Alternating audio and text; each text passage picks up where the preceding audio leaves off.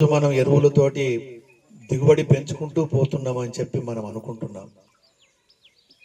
కానీ రాబోయే రోజులలో ఒక ఉపద్రవం రాబోతున్నది. అంటే భూమి కూడా మొరాయించే రోజులు వచ్చేస్తున్నాయి. నువ్వు ఎన్ని ఎరువులు వేసినా ఇక నేను మండను, నువ్వు ఎన్ని కష్టపడ్డా నాకు నా వల్ల కాదు అనే పరిస్థితికి వెళ్ళిపోతుంది. అంటే ఇప్పటివరకు ఏంటంటే వడ్లు ఎంత కొంటున్నాం, ఎరువులు ఎంత అమ్ముతున్నాం అంటే ఒక వ్యాపార దృక్పథంతో పోతున్నాయి.